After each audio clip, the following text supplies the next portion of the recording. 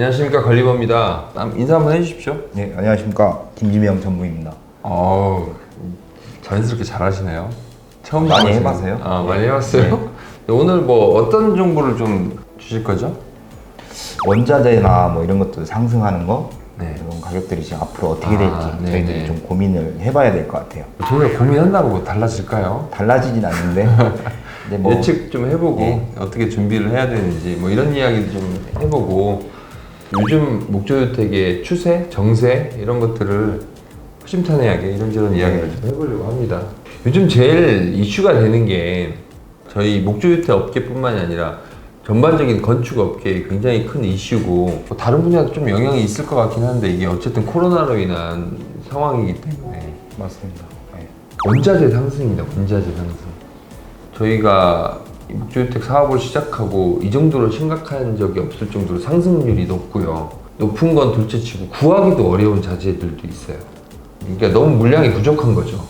코로나로 인해서 미국 주택 시장 쪽에 자금이 많이 풀렸다 그래요. 제가 아는 정보통에 의하면 미국 주택 경기가 확 풀리면서 이제 북미 시장의 나무들이 거의 전량이 그쪽으로 빠지고 있는 상황이라고 합니다.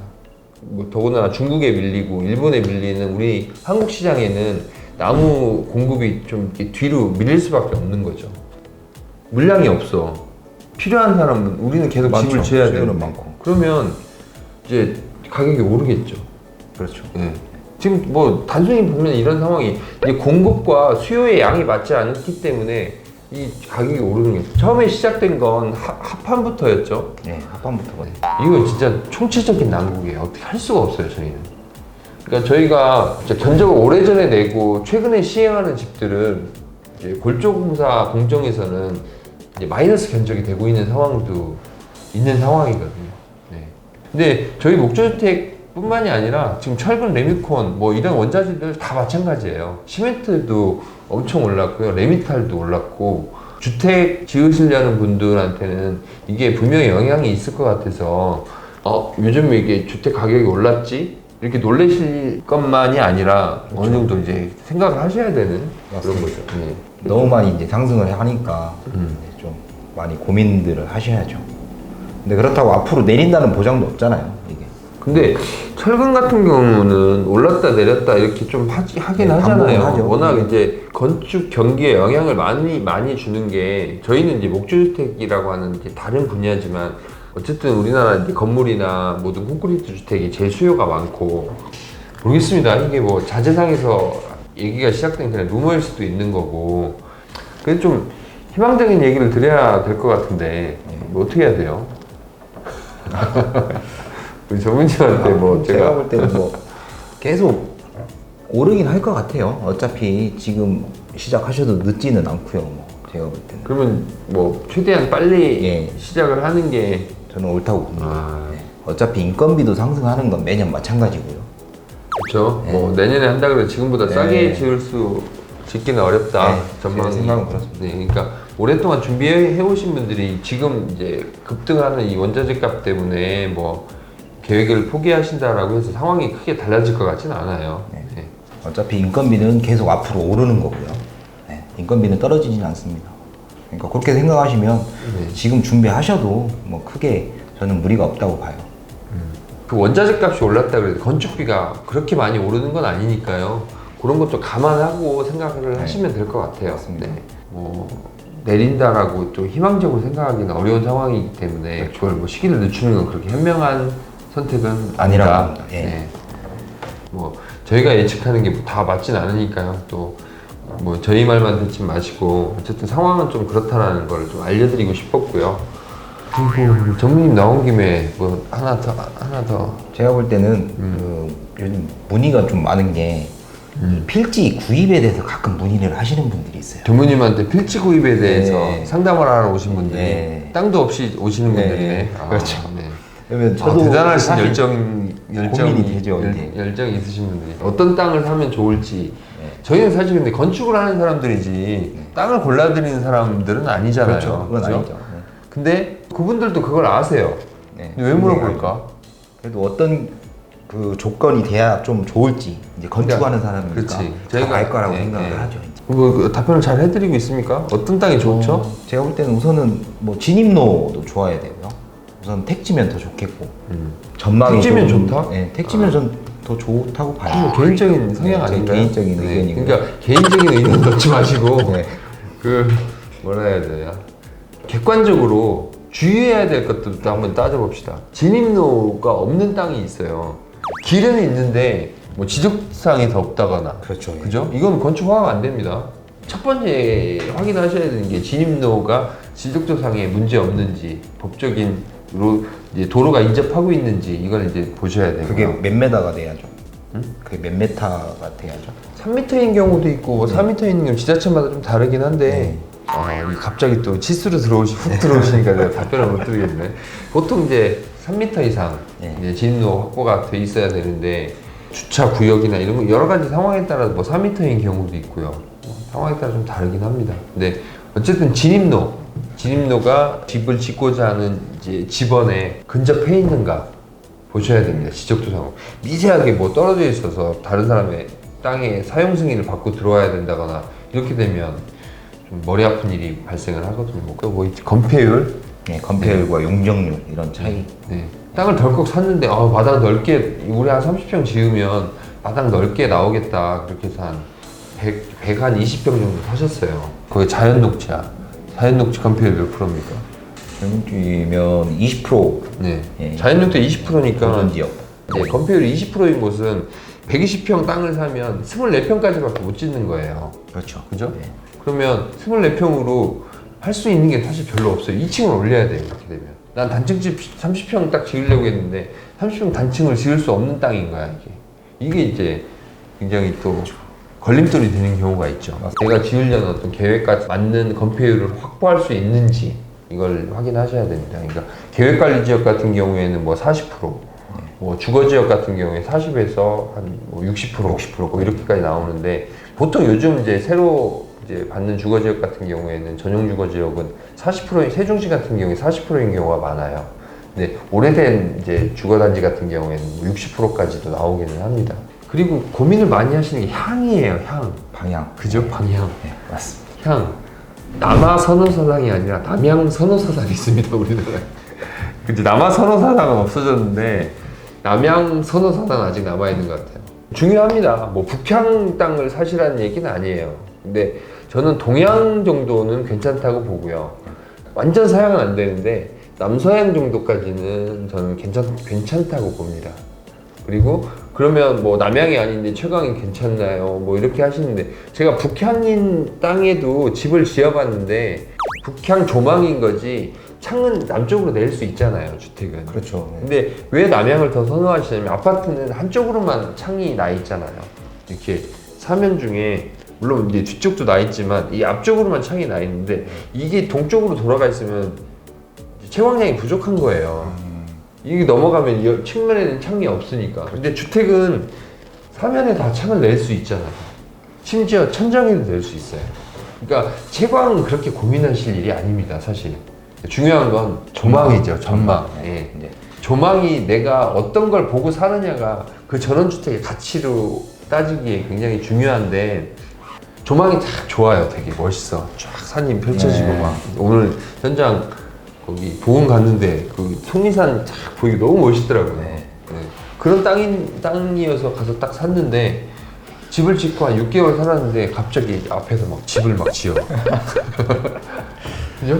이런 경우 많잖아요. 많죠. 그죠? 네. 이런 경우도 예측을 하셔야 됩니다. 그때 가서 뭐 내 조망권 뭐 민원 넣고 아무리 해봐야 그건 남의 재산권을 또 침해하시는 일이기 때문에 그 이치에 맞지 않는 일이에요. 그런 거 하지 마세요. 네. 여기에 집이 어떻게 들어올까를 어느 정도 예측도 하셔야 되고 영구 뷰가 확보가 돼 있는 방향이 어딘지 이런 것들 좀 먼저 생각하실 필요는 있겠죠. 네, 이제 궁금한 것도 저는 북쪽으로 만약에 뷰가 너무 좋아요. 그러면 어떻게 그런 계획을 좀 세워야 될까요? 그런 경우 간혹 있죠. 네. 네. 북쪽으로 조망을 확보하고 채광은 남쪽에서 여는 겁니다. 그러니까 일자로 이제 호집 형태로 해서 네. 북쪽 조망과 남쪽 채광 이거 집에서는 다 해결할 수 있거든요. 네. 그러니까 저는 조망이 주택에 있어서는 더 중요한 체크 포인트? 그렇죠. 예, 땅을 고르실 때 체크 포인트라고 생각을 합니다. 예. 우리가 이제 건축을 한 그 창을 통해서 뭐가 보이느냐가 정말 중요한 것 같아요. 저도 그렇게 예. 생각합니다. 그러니까 전에 인제가 어디에 저희가 집을 한 채 지었는데 건축주가 집을 지었는데 없던 산이 생겼다는 거예요. 그러니까 그 창을 통해서 보는 그 창이 너무 그 산이 너무 좋았다는 표현을 제가 이렇게 너무 좀 감동 깊게 들은 적이 있습니다. 그러니까 그 창을 통해서 보이는 그 프레임을 통해서 보이는 그 조망이 너무 좋았을 때 좀 집을 좀 잘 지었다는 그런 그렇죠. 생각이 그런 들어요. 느낌이 네. 그러니까 그 윈도우 설계를 잘 해야 되는데 그거는 뭐 채광도 잘 확보해야 되지만 전망이 제가 보기엔 더 중요하다. 또 그래야 될 게 뭐가 있을까요? 물 잘 나오는 체크하셔야 돼요. 물. 그렇죠. 네. 부대 시설이 잘 돼 있는지. 상수도가 안 되면 최소한 지하수를 팔 수 있고 지하수가 잘 나오는지 체크하셔야 됩니다. 마찬가지로 전기. 네, 전기도 마찬가지죠. 네. 그냥 아무데나 막 집 지으실 수 있는 거 아니에요. 진입로 있고 이렇다고 되는 게 아니라 기본 어떤 이런 진입로, 전기, 물, 하수, 네. 오수 이런 것들을 잘 이렇게 처리할 수 있는 기본적인 세팅이 잘 될 수 있는 대지인지를 그렇죠. 체크하셔야죠. 주변의 집들을 또 보면 이제 그쵸. 어디까지 들어왔는지 알 수 있으니까. 그러니까 동네에 해야 돼요. 네. 갑자기 그러니까 아까 택지 말씀을 하셨는데 네. 택지는 그런 것들이 좀 안정화돼 있겠죠. 개발하는 곳에서 그런 것들을 이제 잘 해놨을 테니까. 근데 외딴 곳에 막 이렇게 계곡물 있고 풍경 좋고 남향이고 다 좋아. 길도 있고. 근데 물이 안 나와. 이게 답이 없습니다. 나중에 도로 내야 되고 네. 수도도 저 밑에서 끌어와야 되고. 네. 그러니까 저는 수도하느라 몇 천만 원씩 쓰시는 분들도 봤어요. 네. 네. 그러니까 그런 거 체크 잘 하셔야 되고요.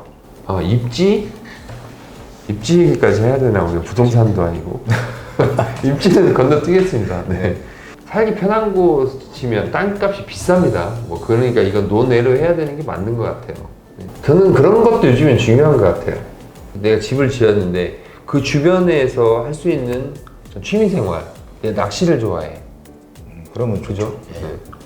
뭐 그러면 바닷가가 가깝거나 저수지가 있거나 이래 지었는데 막 낚시하러 또 한참 가야 되고 이러면 어렵잖아요. 어렵죠. 네. 뭐 골프를 좋아하셔. 그럼 골프장에 가까운 거.